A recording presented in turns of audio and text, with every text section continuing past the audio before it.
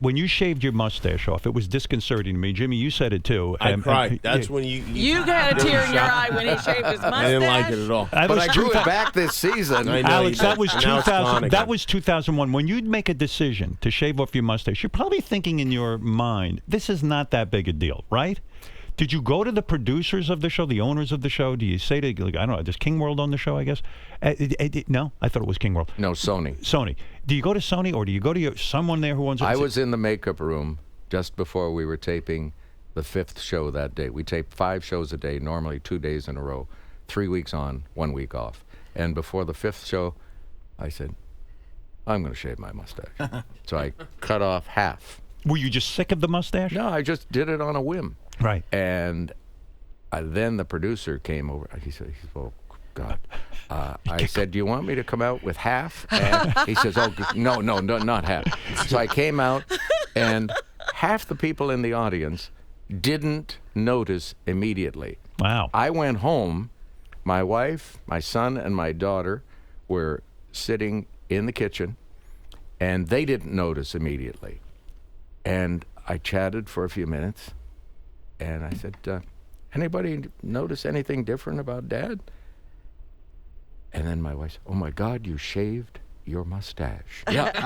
And my son, who was only 10 at the time, I think, started to cry. It was such a big shock. Yeah. For some reason, I'm not a big mustache guy. I had a mustache years ago, but I'm not a big, because it's annoying. And most people can't pull it off well. And don't you notice, too, that guys with mustaches, a lot of times, as an announcer, they're unwilling to move their mouth. They want to keep it straight and keep their mustache looking well, and it sort of affects the way they speak even. So I'm not a fan of the mustache, but with you, it worked. It was it was a had betrayal a when you shaved that mustache. I actually filed a class action lawsuit. People still ask me at the studio, they say, and usually it's guys in the audience who have mustaches or beards or full beards and mustaches. They say, "Are you going to grow it back? But when are you going to grow it back?" Some things are comforting. I found your mustache comforting. And everything in the game show business, too, is likability and how much do you trust the guy. After the game show scandals, it became about trust. And that's where Jeopardy came out of. Jeopardy was a direct answer out of the game show scandals. From what I remember of the history of Jeopardy. Yeah, Merv's wife. Merv's wife said, "Hey, if we give the answers, then we can't be accused of cheating because we're giving them the answer." Right. Yeah, and Merv says, "Oh, my God, what do you mean? We can't do that." What do you mean? The answer is 5,280. There's your answer. How many feet in a mile? Oh, right. Boom. Merv had a wife? Yes. Yes. She came up with Jeopardy and Wheel of Fortune. By the way, She didn't do She didn't do Wheel of Fortune. I thought she had. No. Did you audition for the job? No. No. You were working in game show. After you graduate college, you go into radio and this CBC for 10 years or 12 so. years. 12 years. I came to the United States in '73 to host Wizard of Odds. Oh. Alan Thicke was one of the writers. Are you still close with Alan Thicke? Yes. Well, not that close, but I mean we're friendly. And Alan Thicke gave you your break. He made you the host of Wizard of Odds. He was a fan of yours. Well, I had hosted a daily talk variety show in Toronto, and Alan and his singing partner used to appear as guests on the program.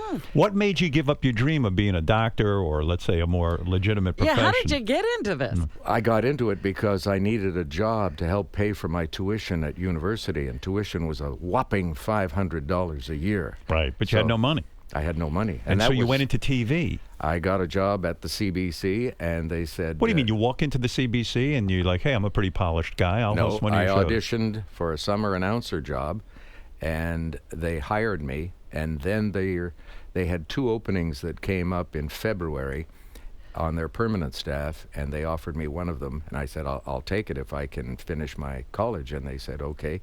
So I'd go to school in the morning, 9 till noon, and then I'd work the 4 to 12 shift. What gave you the confidence to walk into the CBC when you're clearly a novice? You'd never done this kind of thing before. Did people just say to you, "Boy, you sound like a radio announcer or a television announcer"? Is that what they? No, I had done well in debates at school and in public speaking contests at school, but that was about it. And I auditioned for a private radio station before the CBC, and the guy said, well, that was pretty good, but we have some of the top announcers in Canada on our staff, and you have no experience whatsoever, so we're going to pass on you. I said, oh, thank you very much. But you went out there and you got a job at the CBC being a complete... See, that's what is awful about the business, that you could be a trained professional. My father used to tell me this. He says, and he goes, the local garbage man could walk in and take your job because... Why do you bring up local garbage man? Because I did that in Cincinnati, Ohio. That is correct. There you go. Is That's the that correct right? answer. Oh, yeah. In fact, could you answer all my questions in answer form, if you don't mind?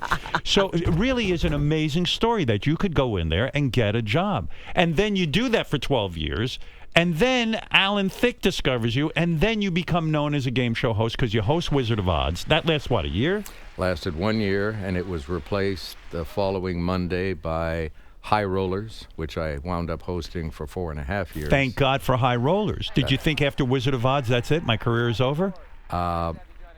Almost. They called to cancel the program on the day that I signed the final papers on my first house. Oh, dear. In Los Angeles. Oh, my God. Always works that way. They say don't buy a house. It's a jinx, yeah. But then I've been canceled twice and replaced myself twice on network television, so it worked out pretty well for me. I see. What is it, Ralph? Quick, for Alex Trebek. He's got to get out of here. Quickly. If these people are so smart who play the game, how come so many zero out? Like, isn't the basic rule to at least leave $1 at the end of the game? It's true. A lot of that people... used to be the rule. Once I saw 3 people, and they all lost. My father goes nuts over it. My father watches Jeopardy every night. He knows you better than you know you. And he goes, these people... I get a lecture on. He goes, these people, they don't know how to bet. But why does it matter if you have $1 left? Well, because in the early days, strategy. Somebody figured out that, hey, they're going to bet it all, and I'm going to leave myself $1.